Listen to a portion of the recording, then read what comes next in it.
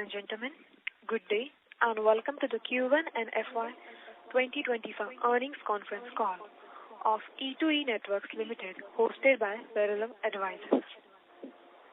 As a reminder, all participants' lines will be in the listen-only mode and there will be an opportunity for you to ask questions after the presentation concludes. Should you need assistance during the conference call, please signal an operator by pressing star, then 0 on your touchtone phone. I now hand the conference over to Ms. Purvangi Jain from FY'25 Advisors. Thank you, and over to you, ma'am. Good morning, everyone, and a warm welcome to you all. My name is Purvangi Jain from FY'25 Advisors. We represent the investor relations of E2E Networks Limited. On behalf of the company, I would like to thank you all for participating in the company's earnings call for the first quarter of the financial year 2025. Before we begin, a quick cautionary statement. Some of the statements made in today's Concall may be forward-looking in nature. Such forward-looking statements are subject to risk and uncertainties, which could cause actual results to differ from those anticipated. Such statements are based on management's beliefs as well as assumptions made by and information currently available to the management. Audiences are cautioned not to place any undue reliance on these forward-looking statements in making any investment decisions. The purpose of today's earnings conference call is purely to educate and bring awareness about the company's fundamental business and financial quarter under review. Now I would like to introduce you to the management participating with us in today's earnings call and hand it over to them for their opening remarks. We have with us Mr. Tarun Dua, Chairman and Managing Director, and Ms. Megha Raheja, Chief Financial Officer. I now request Mr. Tarun Dua to start with his opening remarks. Thank you, and over to you, sir. Yeah. Thank you, Purvangi, and good morning, everyone, thank you for joining us today. I would like to welcome all of you to the E2E Network Q1 earnings call for the financial year ending March 25. Let me briefly reintroduce E2E Network and talk about the business of cloud GPU, especially for the first-time listeners who might be new to the company. So E2E Networks was founded in 2009 and is amongst one of the largest Indian players in the cloud GPU market, which is based out of India. From our origins, we have championed contractless computing in India since 2009, and we count a lot of current unicorns amongst our customers in their journey from startup stage to unicorn stage. Our infrastructure as a service platform supports a large variety of compute workloads for developers, SMEs, startups, enterprises, higher education and research. And very recently, we have also been empaneled by MIT, signifying the suitability of our cloud platform for use by the government for their compute workloads as well. Our cloud platform supports a lot of cloud-native services, including CPU and GPU-based environments running on top of virtual machines or containers, or sometimes in serverless mode. So we have a number of very flexible, high-performance storage solutions, including object storage, block storage, parallel file systems, container-attached storage, ability to elastic file system. We also support network-based and advanced load balancing, virtual firewalls, NAT devices, queuing services, database as a service for a number of databases, including MariaDB, which is open source, and PostgreSQL, and vector databases. We have continued to build our AI/ML platform called TEER, which is targeted at data scientists and AI/ML developers for AI/ML workloads, which includes training, inference, model endpoint deployment, building an agentic framework, building RAG pipelines, and hopefully many more things to come in the future.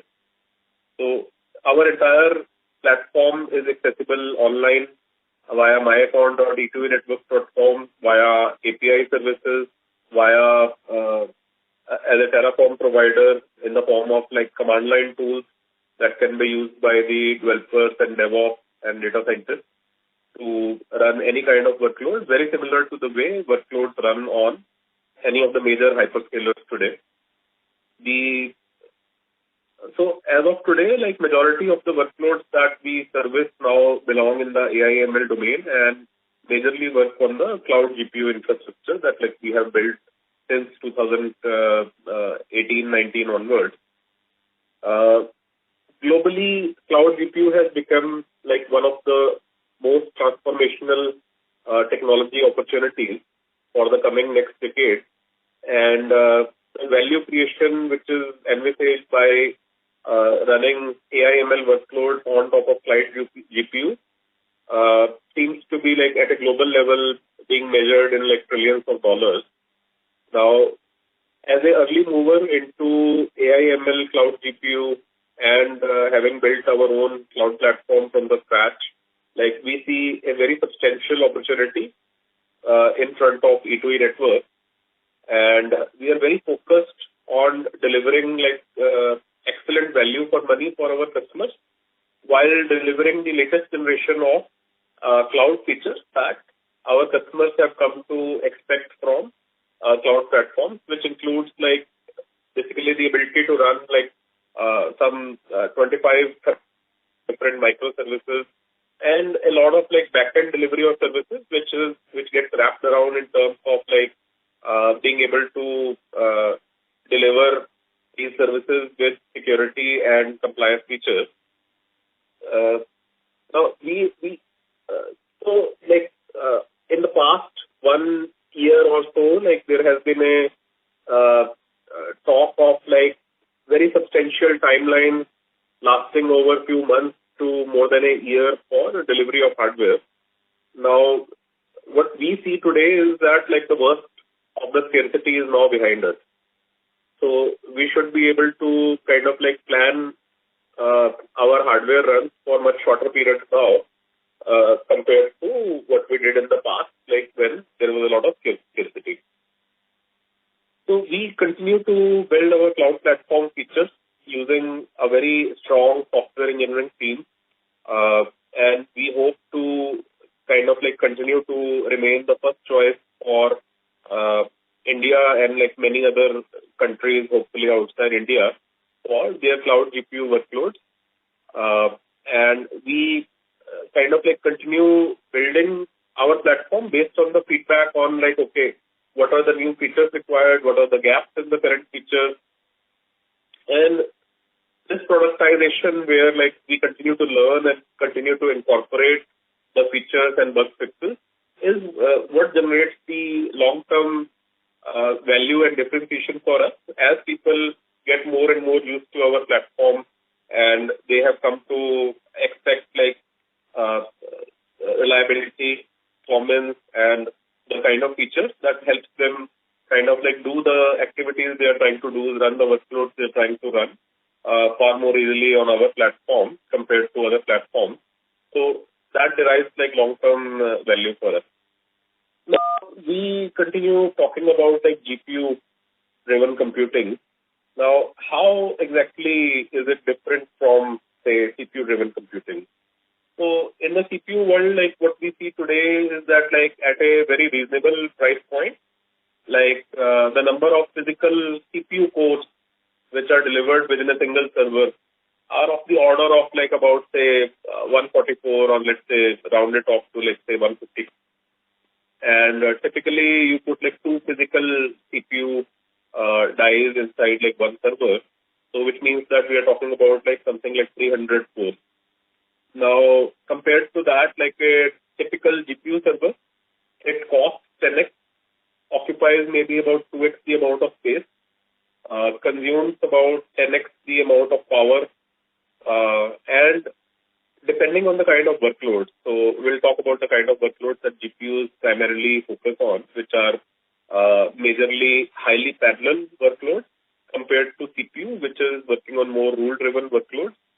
A GPU is typically able to deliver like, so GPU has like 17,000 into 8 cores in a single box, the CUDA cores. the GPU core. So that's like massively different from like about 300 odd cores that like a typical CPU driven server would have. And this GPU server also contains the CPU. So essentially a single server for massively parallel workloads driven by the state of the art and the AI ML techniques, majorly powered by open source, is able to deliver like anywhere close to like 1000x the kind of compute that like a typical CPU driven server is able to deliver. So which also means that like if you were to use the same number of cores or similar number of cores, the same order of the number of cores to try and run those massively parallel workloads which are coming from the AI ML domain onto CPU driven systems, you would have to actually do a lot of interconnect in terms of networking. You will need to set up like a large number of servers, occupy a lot of space. So essentially what you're looking at is that like your data center cost when running CPU alone kind of systems goes up massively compared to running by very high density GPU compute. Now this is the trend that we also see in our own numbers, where we have seen that like from doing low density CPU driven compute to high density CPU and then very high density compute on GPUs, like our operational expenditures like as a proportion to our revenue continue to come down. Now, so where exactly are the GPUs used? So like typically the data that was kind of like stored within organizations, within systems was primarily driven by rule-based systems, where essentially like what was really needed for those rules to work shaped the nature of the data. So essentially what you had typically in any enterprise was that you would have relational data in the form of like a table.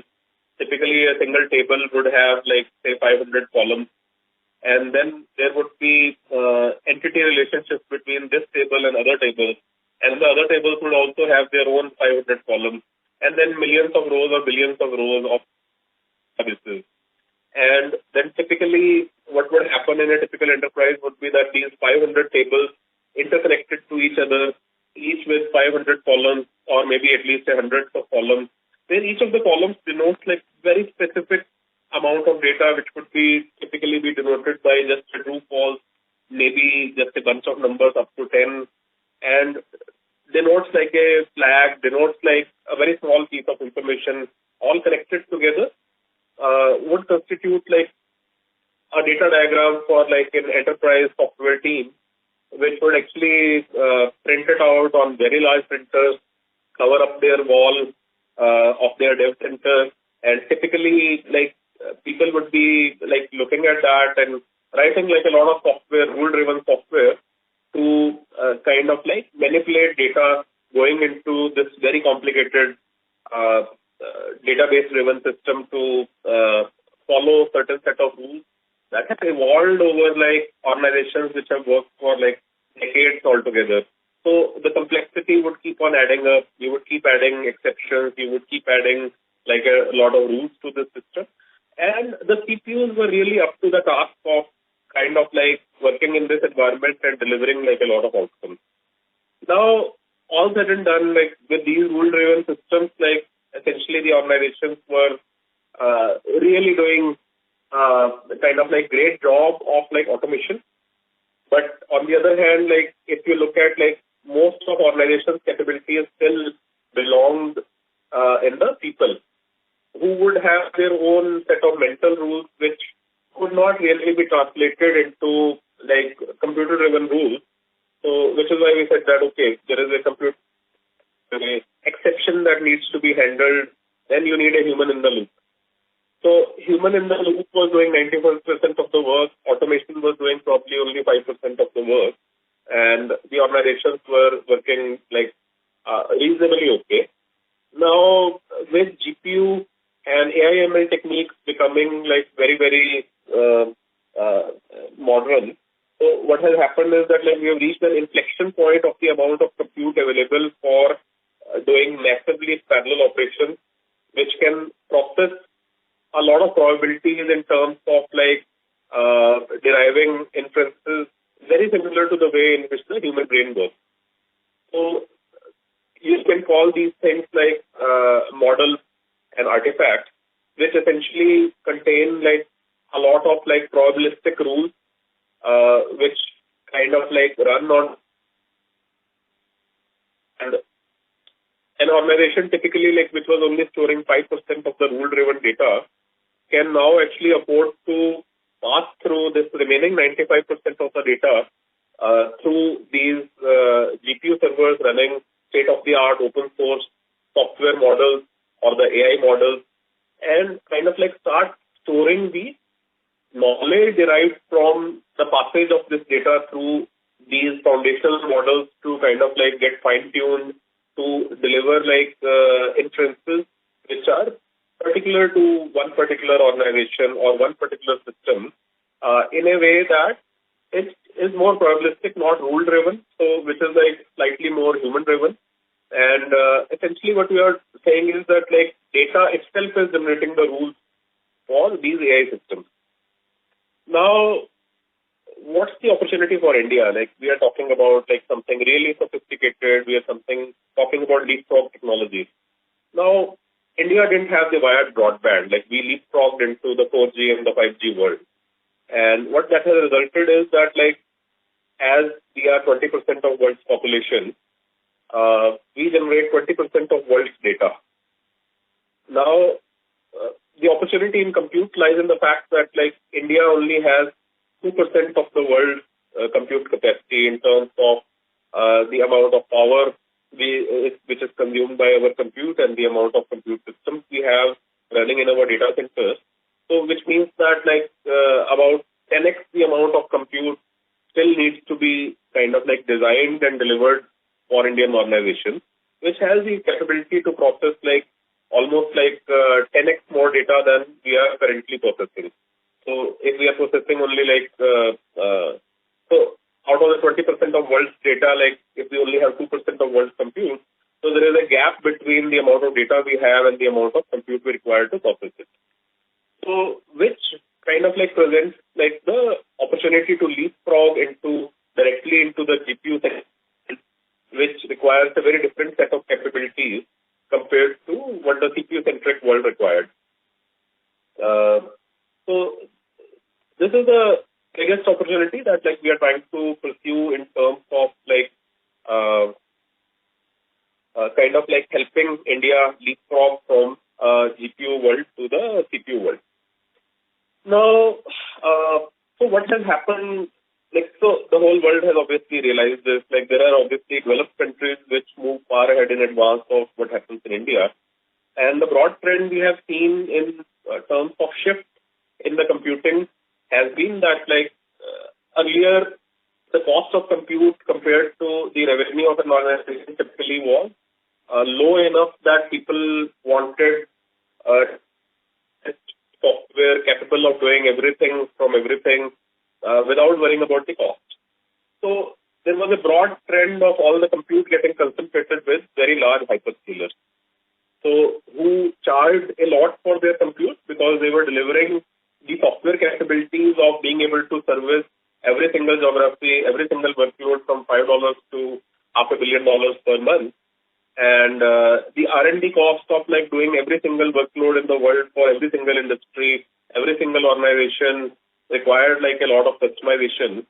And most people ended up paying for the compute on hyperscalers, which was about 3 or 4x times of if they did the compute on their own. And there was no space in the middle, basically. So now what has happened is that like with GPU compute increasing the percentage terms of expense for any organization in terms of the amount of compute they use to deliver the software stack within an organization, that number is now drastically going up, which means that there is suddenly a space for like specialized cloud providers who are not as expensive as hyperscalers, but in terms of capabilities, they provide like almost a similar functionality, maybe doing 10% of the features, but delivering 90% of what is needed by most organizations.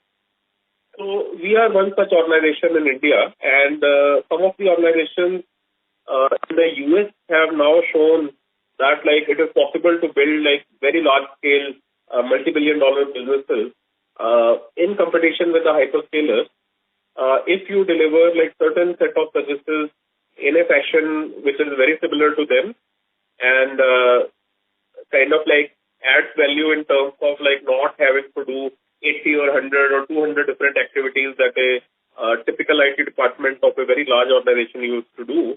Like kind of like there is new space in the middle for specifically for cloud GPU providers in every geography where people understand that okay, like what needs to be built, which is very similar to what the hyperscalers have built, but at like half the price or lower.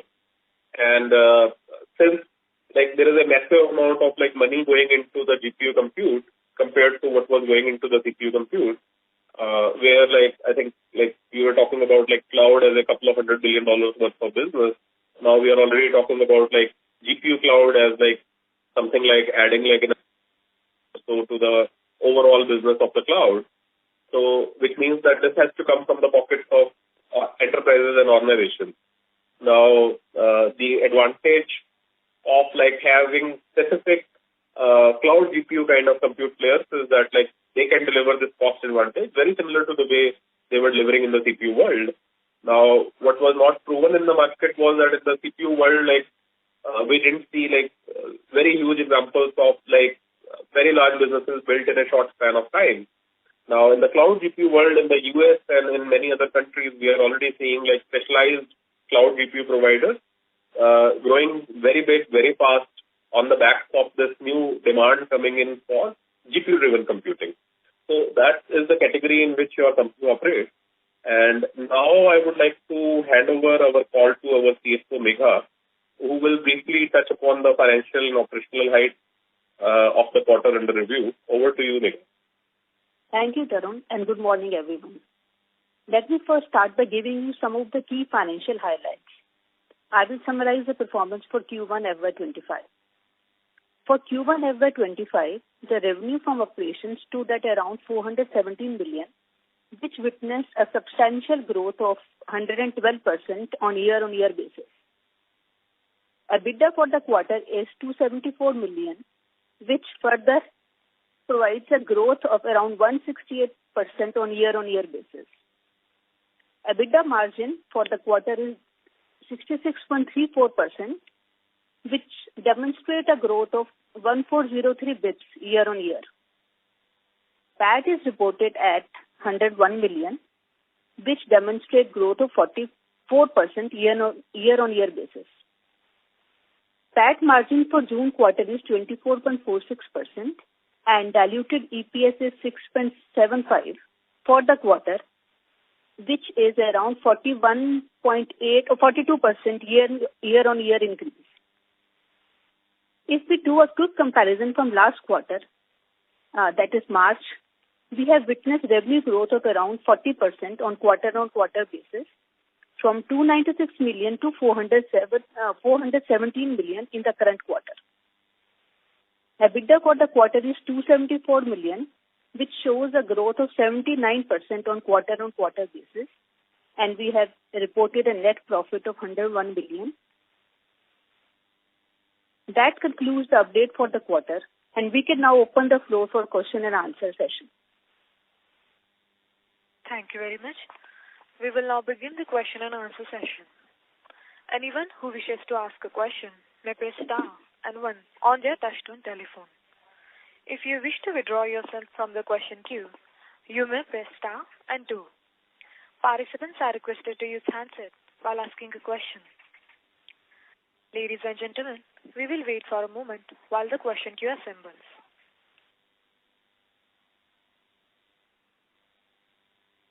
The first question is from the line of Pratik Singh from DAM Capital. Please go ahead. Hey, hi. Congrats on a great set of numbers. Thank you. Yeah. So am I audible, right? Hello, am I audible? Yes, please go ahead. Sure. So the my first question is largely on unit economics from a rental perspective. So I understand that you'll be paying rentals to your co-location partners. So do we pay rentals on a per rack basis or on a per kilowatt or megawatt basis? And ballpark, how much would it be? See, the individual figures are broadly confidential and covered under NDAs typically. Sure. Like long-term contracts. But roughly, like when we put everything together, then broadly, kind of like that comes down to about like incrementally for new high-density workloads, it comes down to about like say 10% or so of our front-end revenues on a unit basis. Understood, sir. Understood. And the second question, sir, as you rightly mentioned, that the GPU-based compute servers consume way more power and the power density for those racks needs to be much higher. From what I understand is that the typical CPU-based racks generally are like 10 kilowatt per rack max and GPU-based are 50-60 kilowatts per rack. So are our co-location partners, do they have this kind of an arrangement where you can fully fit your 8x H100 GPU servers on one rack, or is it only a traditional arrangement where on one rack, instead of filling it completely, you're just filling one 8x H100 server which takes around 10 kilowatts? So the question that I'm asking is because we didn't have a lot of AI-based centers in India, right? So how is it working right now? Are we not completely filling the racks because then that we need a lot of cooling and all? So how is it working right now? So, like, I didn't understand the question, but like I'll try to answer it as best as I can. See, most of the data center facilities, like including like any facility which was planned to be built even like say 4 years back, would not be built for like anyway was not very useful in very warm climate of India. So it used to make a lot of sense to do like densities of no higher than about 14 to 15 kilowatts per rack. Now, does that mean like there is misutilization of space? I probably wouldn't characterize it in that way because like you're not just running GPU servers, you're also running CPU servers, you're also running switching fabric, you're also running storage, you're running a lot of equipment. So overall, like any data center has to be designed with generic workloads in mind.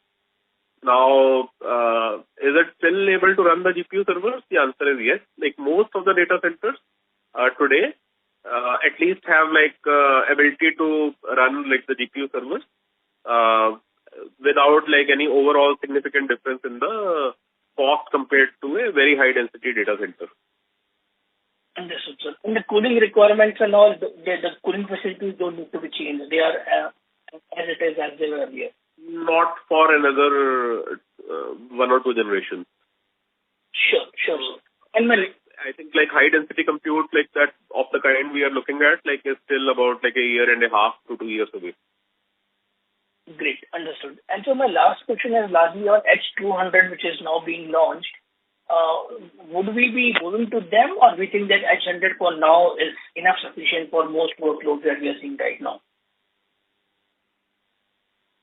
Okay, so like you have to match the workloads with the price per unit of teraflop. So like in that sense that typically like H100 would be slightly more expensive than H100. Now depending on the workloads, if you do not have like typically more memory requirements, you will continue to be able to use like H100 even for new workloads without having to spend extra for the extra amount of GPU memory. Understood. Thanks a lot. I have a few more questions, but I'll join back with you. Thank you, sir, and all the best. Sure. Thank you. The next question is from the line of Prathamesh Tiwar from Tiger Assets. Please go ahead. Yeah, firstly, sir, congrats for the good set of numbers. Sir, I have 3 questions. Firstly, on the capex side. So, I think we have announced around 800 crores of capex for FY'25. No, we didn't actually. That is not true. Like we didn't announce 800 crores of capex. Okay. Somebody asked like, how much would you like to spend?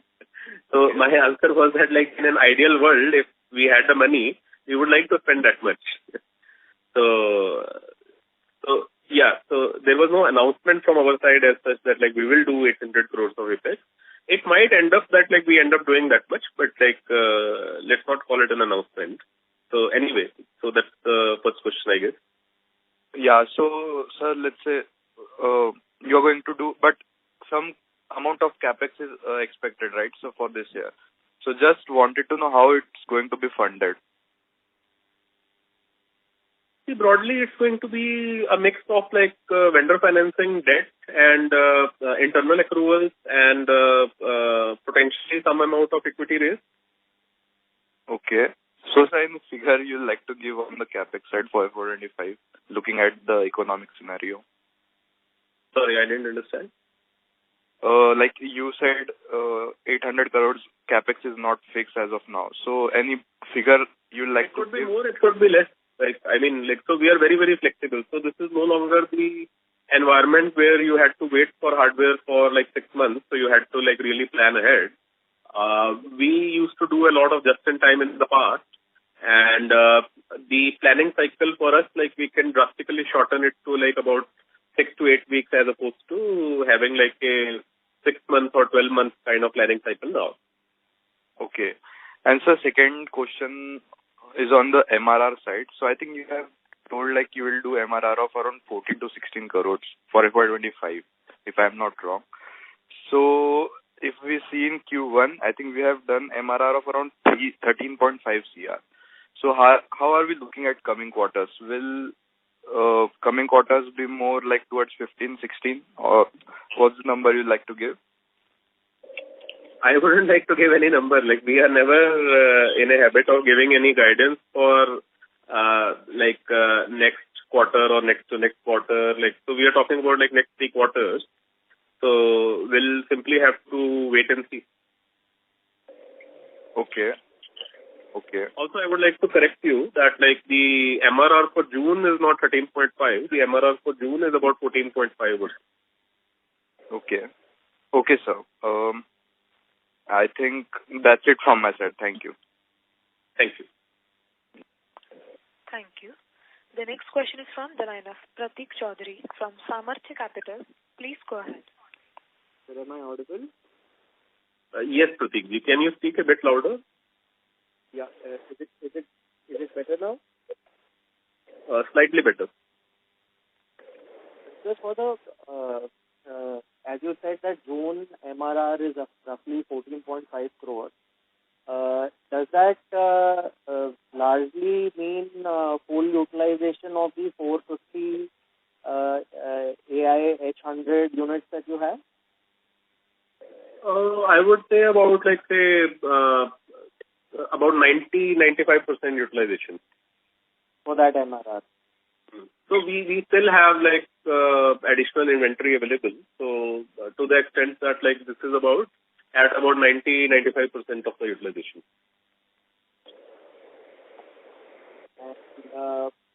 In your rough assessment, how much? What is the kind in terms of number of H100s or similar such devices required? What would be the India requirement, coming along in the next 1 or 2 years? These are all wild guesses ultimately, because like in the sense that like when you start seeing the industry reports, by that time like all estimates like are based on the actual numbers. So like India in a way follows the developed market.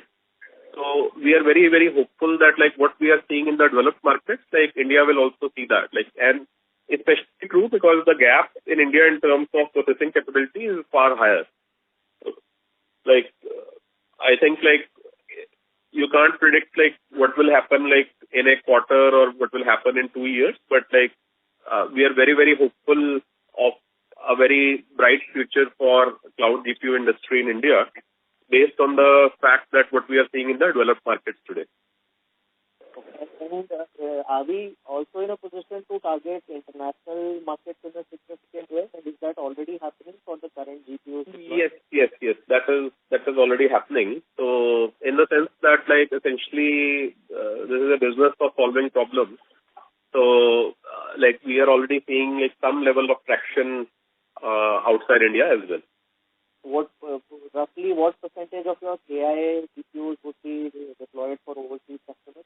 So it would be premature to comment based on say 1 quarter or so, but like I think if we could predict it, like it would be like over a year, I think would be somewhere between say 25 to 30%. Wow, that's a great number. And what's the pricing difference as of now vis-a-vis your international competitors for the same GPU AI? So Indian customers and international customers pay the same. No, for your the price that the competitors offer, your international competitors, what is our roughly percentage? There is never a 1:1 price comparison because there is always like tremendous difference between features of one provider versus the other.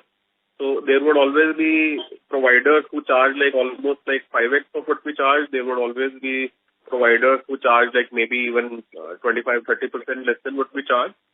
So we are like never the lowest priced compute provider out there, like because like we have like a whole set of features that we have built and capabilities that we have built. Also, the pricing depends a lot on a lot of things in the way in which a customer typically consumes the compute resources. So it's not like it's never an apples to apples comparison when you say that like one GPU versus one GPU, what are you paying at provider X versus provider Y? Just last 2 questions. There was an announcement that B100 would be, coming in some time. And so, and the difference in terms of compute, which I read was it's almost 2.5 times better with only 25% increase in cost. See, again, when you talk about software, like these are like very, very absolute numbers. So like the difference could be 25x for modern software built with modern techniques of that era in the future. The difference could be as low as like 1.3x for all you know and care. So like you can't kind of like place a theoretical number and say that like, okay, like this is the projected theoretical number. So based on this theoretical number, this is by what number the compute has advanced. So a lot depends on like the software stack which is being run, and the ability of the customer to kind of like derive the benefits also depends on how much they are willing to invest into re-architecting their software to make use of the new hardware that gets delivered in the future. So it's never cut and dry that way. And so basically my question stems from... Sorry to interrupt you, sir. I request you to come back for a follow-up question. Thank you. Ladies and gentlemen, in order to ensure that the management is able to address the questions from all the participants, please limit your questions to 2 per participant. Thank you. The next question is from the line of Kishji Saraf from Tusk Investments. Please go ahead. Hi, good afternoon. Many congratulations on the great results. I wanted to know, just zooming out a little bit, how is the market shaping up in terms of you making the wrappers around providing the GPU and obviously the competition at the overall level when we look at it is increasing, yes, but at the same time you mentioned there is no one provider and there is no vanilla solution as such. So just some color on how you're differentiating or what are the use cases that you're building as we go along? We are very focused on natural language processing and computer vision and their equivalents in the generative AI world, which is the LLMs and diffusion-based models. And apart from that, like of course, like we will continue to fill the gap in supporting like newer workloads. Now, essentially, the way to look at this business is not from the lens of asset monetization, but from a software platform perspective. So as long as like you keep building a software platform which serves the needs of the customers will continue to use the platform. So that's the whole idea behind the business. Okay, understood. So in this software part only, how are we trying to sort of stay ahead? I mean, is there a plan that you guys have in place, or because the situation is rapidly changing, you're just trying to make sure that you have the software updated in terms of the updated use cases, the requirements that are coming up? Yeah, so we obviously have a very active development team which continues to release features like every couple of weeks, and every quarter like we make a lot of progress in terms of like what we are doing for our entire cohort of customers based on the learnings that we get from our interactions, both from industry experts, our customers, and what is the state of the art which is ongoing in the AI/ML community in general. Got it. I'll get back in the queue. Thank you so much. All the best. Sure. Thank you. Thank you.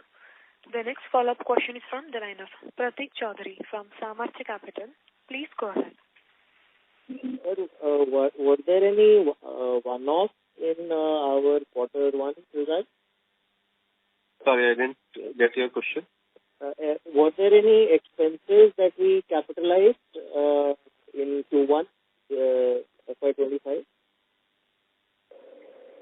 I'll let Megha answer this question. It seems like a finance question. No, there are no expenses which have been capitalized. Okay. And okay, thanks a lot. I'll get back to you. Thank you. The next question is from the line of Abhishek from ABC Capital. Please go ahead. Hello. Am I audible? Yes, Abhishek ji, please go ahead. First of all, congratulations on the numbers. Great set. Secondly, my first question is, you had given guidance of approximately 40% revenue growth year on year for the medium term.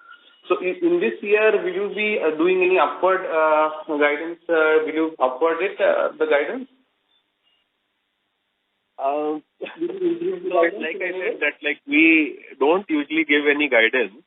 So broadly, what happens is that like that is usually the interpretation of the people asking the question.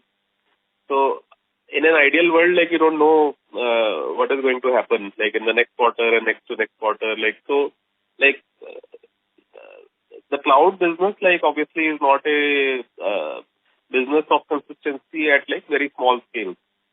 So ultimately, we'll have to always look at the past and predict the future. Okay, thank you. Another question is, are the promoters thinking of selling any stock in the near future, like in the near future? Again, like you're asking me to predict future, but broadly, like whatever we do, we'll obviously inform the exchange and inform everyone. Okay, thank you. Thank you. The next question is from the line of Aditya Trivedi from Nepean Capital. Please go ahead. Hi. Congratulations on an excellent set of results. One question I had was that the approximately our ARPU quarter on quarter has gone up as much as 48%. So if you could just give us a breakdown of what you attribute that to, as well as what the client addition has looked like for the quarter. Basically, from a customer perspective, like we have the kind of like, although we do not like really differentiate as a very small company between the customers, but like what we have seen is that like the larger customers have grown for us in terms of like where we have added the revenue, and this is primarily driven by the cloud GPU side of workloads for typically like AI/ML kind of like workloads. And in terms of client addition, how many more clients have been added this quarter in terms of new clients?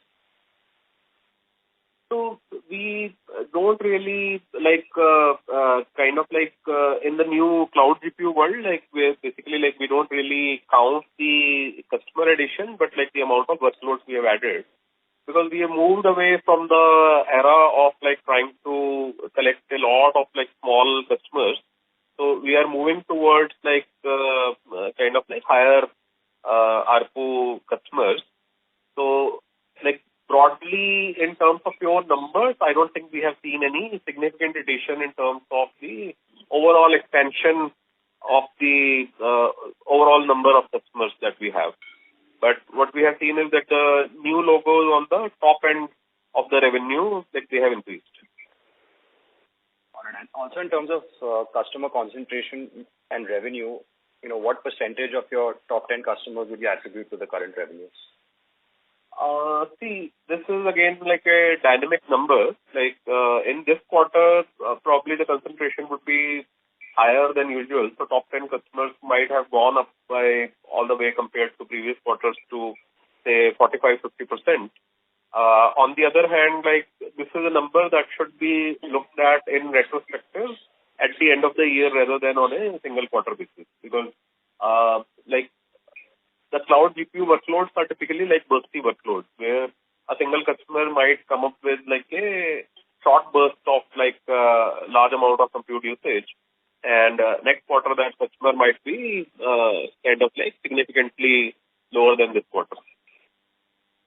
And one final question from my end in terms of CapEx. I request you to come back for a follow-up question. Sure. Thank you. The next question is from the line of Rakshit, an individual investor. Please go ahead.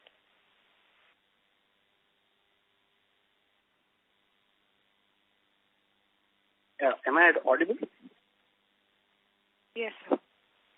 Yeah, so I wanted to ask about the capex spend for this quarter. It seems to be about 23 crores. So is it a reflection of the demand that you are seeing? As you said that you plan for around 6 to 8 weeks lead time is required. So the number seems a little lower than the last couple of quarters. So that was my question. So again, like it's kind of like you're also looking at like the tail end of like having like done a massive expense in the Q4 of the last year. So in that sense that like we built like a lot of capacity during that era. So obviously like will not be consistent like every quarter. So it depends on like local minimas and local maximas in many ways. And what do you think, do you have an estimate for this quarter at least, like not for the entire year, but like for this quarter? No, we don't do like this quarter, next quarter, like those kind of estimates, we do not like give any sort of guidance on calls. Okay, understood. Thank you. Thank you. The next question is from the line of Nishant Joshi, an individual investor. Please go ahead. Hello, sir. Nishant here. Sir, I have two queries. First of all, are we participating in any bidding with the government?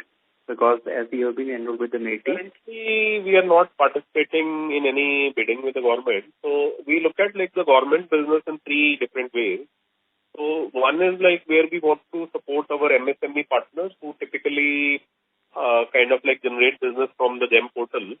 So on a case-by-case basis, we want to work with those MSME partners. It's only been like less than a month since we got certified by NATI.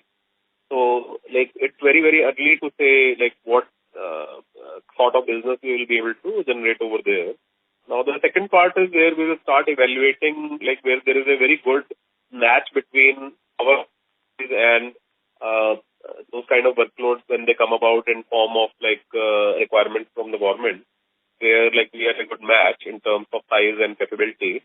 So that is something that will happen over like next like I would say 18-24 months. So we are looking at a medium term over there. And the third possibility is that like where our capabilities are usable in conjunction with someone else who has like other capabilities which they can combine with our capabilities, and then like we can jointly go with those kind of partners. So again, like all these three things are like far enough in the future for me to comment on them today. Okay. So another query. If we see the financial results for this quarter, again the profitability has improved. If we also see the operating expenses, that has also dipped by a greater margin. So means it's an aberration or it will continue to be in the same line? So like we said that this is a broad trend because of the density of compute going up, where the percentage of data center cost as a revenue will hopefully continue to go down in the future as well. Okay. Thank you. Thank you, sir. Thank you. Ladies and gentlemen, in order to ensure that the management is able to address the questions from all the participants, please limit your questions to one per participant. I repeat, please limit your questions to one per participant. Thank you. The next follow-up question is from the line of Aditya Trivedi from Nippon Capital. Please go ahead. Hi. Yeah, just in terms of CapEx, you're obviously not giving any forward guidance in terms of the amounts, but if you could just give us the mix in terms of equity and debt that you all should follow going forward in terms of your CapEx. See, like any kind of equity raise, we'll obviously inform the exchange before we pursue that. So, and of course, we'll continue to use a judicious mix of internal accruals, equity, debt, vendor financing, all of them in various ways to finance our CapEx. That'd be in a ratio of 3:1, 4:1. What are your internally hypotheses? Sorry to interrupt you, sir. I request you to come back for a follow-up question. Thank you. The next question is from the line of Pratik Chaudhary from Samarthya Capital. Please go ahead. So for FY'25, what's the bare minimum capex? Itna to hoega hi based on whatever assessment you have, and what is the current asset turn? So that's again the same question. See, broadly asset turn wise, somewhere between 0.5 to 0.6, and it also depends on what sort of SKUs customers choose to deploy. So there is a lot of variation in terms of us not being able to very accurately predict what is the asset turn. Now in terms of bare minimum, we don't have a minimum number in our mind that okay, this should be at least done. So it is always based on the current demand in the pipeline, based on which we'll continue to make investments into the CapEx. So the asset turn has fallen from 0.7 to 0.5 to 0.6? Yeah, somewhere between 0.5 to 0.6. Okay, thank you. Thank you. The next question is from the line of Richa from Equity Master. Please go ahead. So thank you for the opportunity. I'm actually new to this industry and company. I just wanted to understand, beyond the hyperscalers, what are the entry barriers and, what would stop more players from coming into this space? Or do you think that the opportunity is big enough that, the pie is big enough for everybody to grow? Yes, definitely the opportunity and the pie is big enough for a lot of players to exist in the marketplace between various levels of value addition that various players could do. And I think the main I would not say a barrier to entry, but the main way in which people, in which the competitors or the players in a particular market differentiate in this particular market is through the software. Now, in our case, we have been been writing our cloud software for good part of the last decade, and on the cloud GPU itself, we have been working for last almost 4-5 years. So we believe that that gives us the head start in terms of understanding the customer needs and having helped a lot of customers with a lot of problems. It gives us a leg up in terms of understanding how to build it.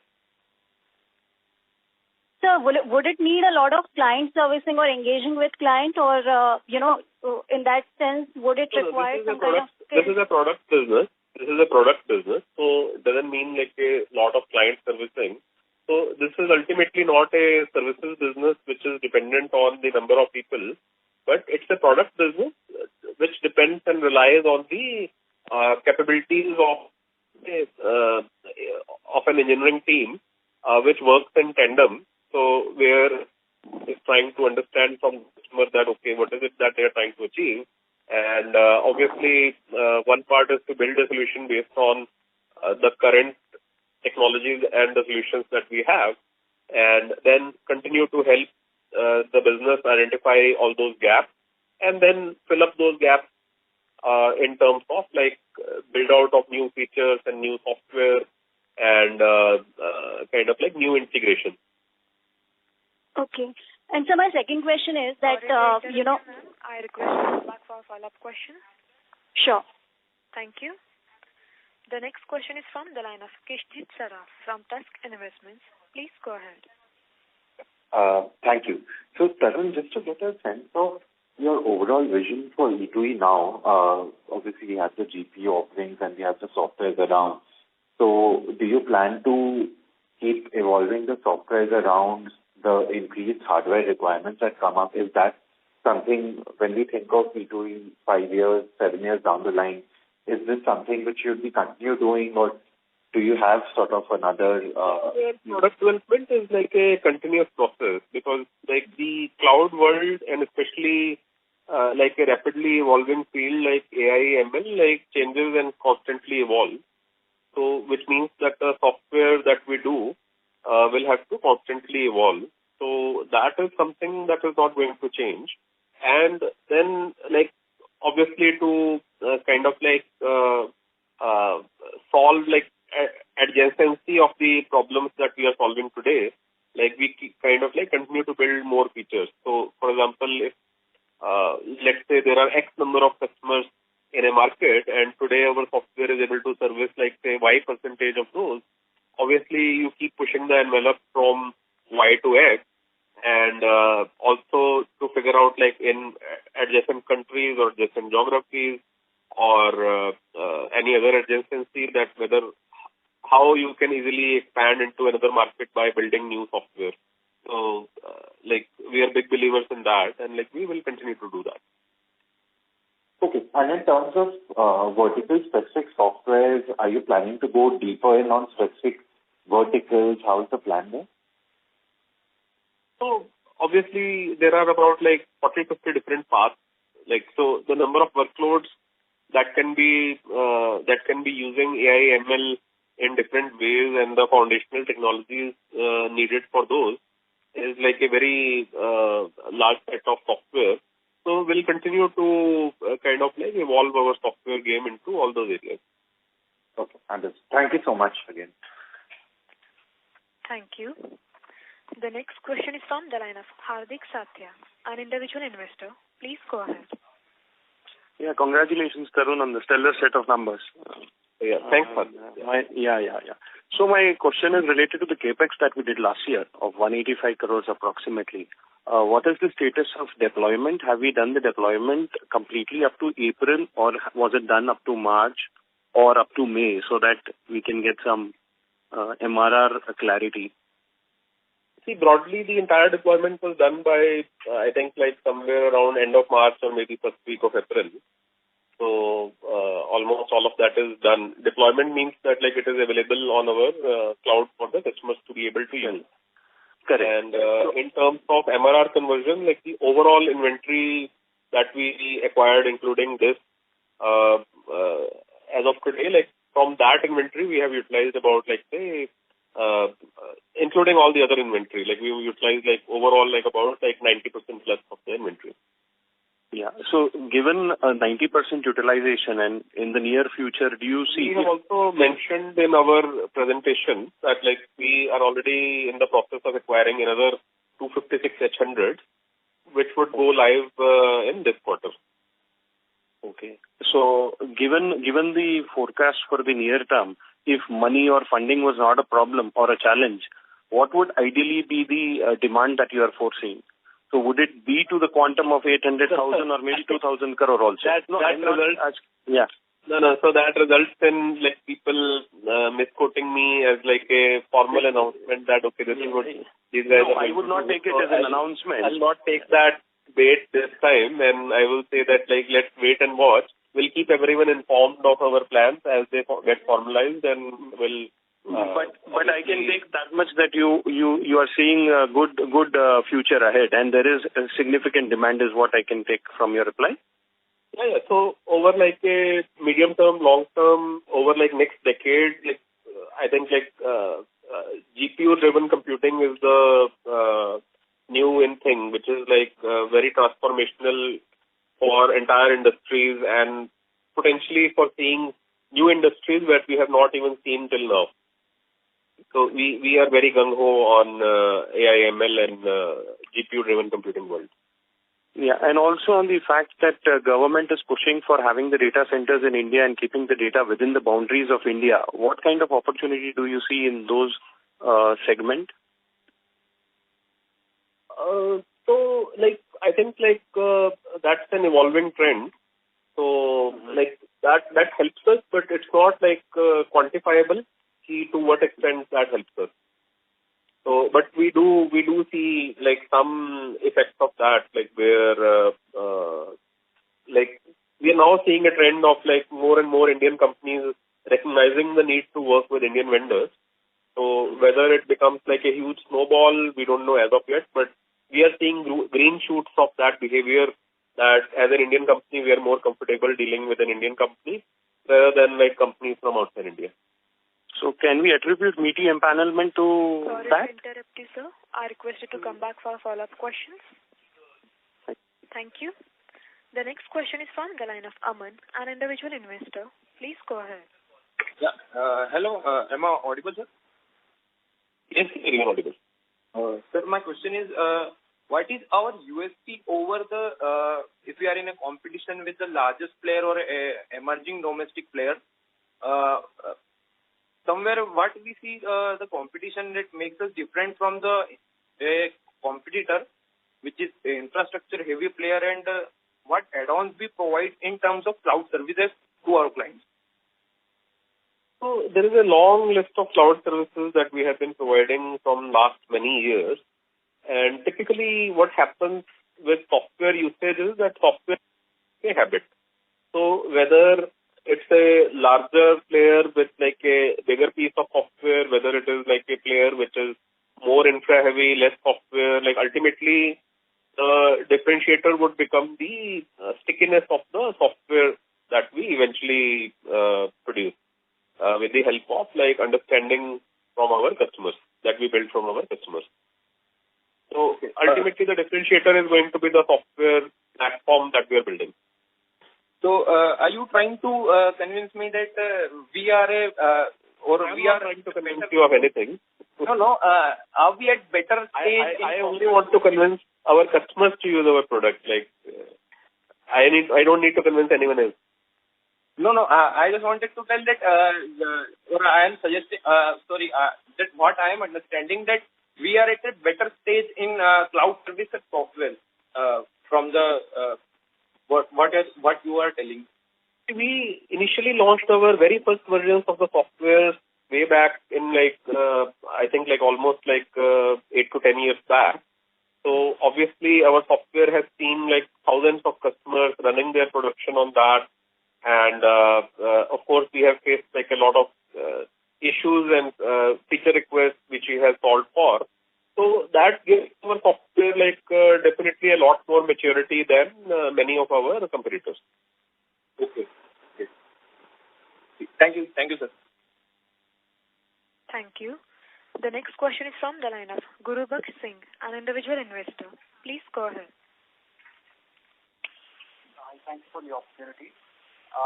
My question is, sir, I think you mentioned to one of the previous queries that we've been moving steadily towards the larger customer profiles, right? And as we do that, do you think that we would be taking on the bigger players in the competitor set, and would that impact our margins going forward? See, enterprise software and enterprise cloud is a very solution-driven market. So as you solve deeper problems, your margins ideally get somewhat impacted by the amount of solutioning you do initially, but eventually it results in much higher ARPUs and much higher margins, because the amount of stickiness that you produce in terms of lifetime value of the customer continues to increase. Okay. So are we saying that as we improve on our solution-based approach, there is a possibility to even get higher margins? Is that even possible? Yes, definitely. Okay. Thank you, sir. That's all. Thank you. The next question is from the line of Pankaj Kumar, an individual investor. Please go ahead. Hi, congratulations on a good set of numbers. So only one question I have. So the margins have really improved, the EBITDA margin. Is it something that is sustainable in future quarters or in upcoming years? Ours is a platform business. The overall team size, the platform size doesn't need to really increase with the amount of cloud business that we do. So we can potentially scale up the business like 10x, where the platform remains practically the same in terms of the size of the dev team and the size of the operations team. It needs to grow very organically compared to whatever the growth on the side of the front end revenue. So that way, there is always any platform business, the scope for growth of margins is always there. Okay. So similar margins can sustain in the future quarters also for FY'25. Is that understanding correct? So, I don't say quarter by quarter. I would say medium term and long term, the broad trend should sustain. Okay. So can we say that we have moved from 50+% kind of margins to 60+% kind of margins? Is that a reasonable estimate or reasonable understanding? I already answered this question, right? In the medium term and the long term, I think this trend should sustain. Okay. Thank you. Thanks a lot. Thank you. We'll take this as the last question, and I'll hand the conference over to the management for closing comments. Yeah. Thank you, everyone. I always continue to learn from all the questions that we get from our esteemed investors. Thank you, all of you. Thank you to the Velorum team. Thank you, Megha, and everyone for joining us today. Let's hope to continue our conversations over the future calls. Thank you, everyone. Thank you. On behalf of E2E Networks Limited, that concludes this conference. Thank you for joining us, and you may now disconnect your lines. Thank you.